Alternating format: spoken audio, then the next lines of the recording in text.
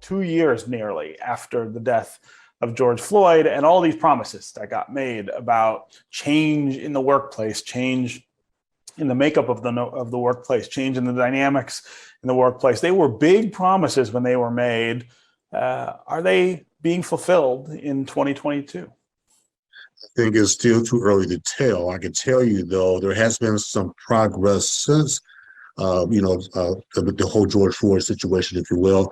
We have noticed an increase in terms of the number of DEI positions. Over 100% increase in those types of positions were being filled. We've also noticed an increase, again, generally speaking now, we've noticed an increase in the resources being allocated by major organizations in this space. But in terms of have the total objectives and have they been totally fulfilled, it's still too early to tell. There's a long ways to go. So to me, the thing that matters the most in the workplace is the actual diversity of the staff, right? It's great to have leaders who care about diversity and equity and inclusion and hire consultants or even full-time employees to work on those issues. But if their workplaces themselves are not diverse, then it kind of defeats the purpose, at least for me.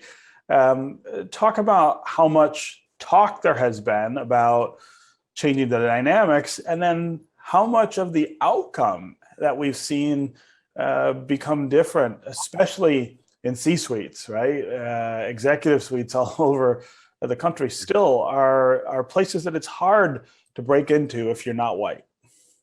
And that's where the gap is. We're still seeing that gap, at the senior management level. They will talk about diversity.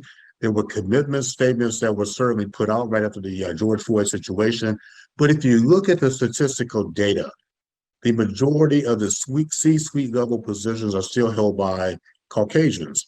And that, and a lot more as you filter down into the organization, you will find some diversity at all levels of the organization, but it does not sync up where it needs to be at the senior level. So there's still that shortfall at the senior level.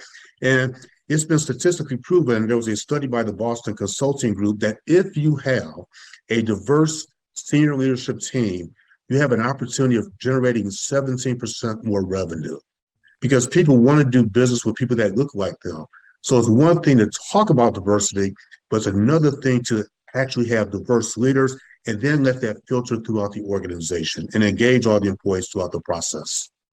So I also worried when George Floyd was killed and there was this real surge in attention to DEI issues, that it was happening at the same time that we were dealing with this awful pandemic, which of course we are still dealing with. It looks really different today than it did then, but it is still really shaping a lot of the decisions we make and the ways we live.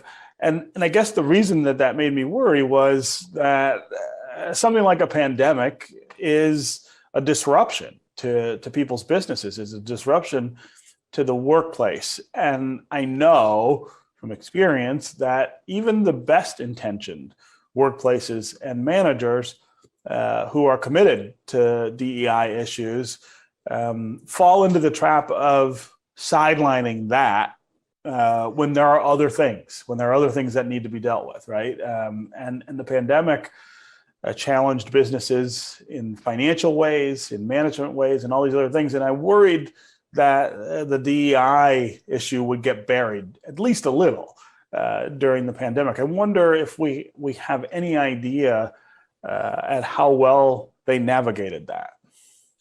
I think, again, as I stated at the top of this discussion, it's still too early to tell. Yeah. Here's my concern. You are absolutely spot on.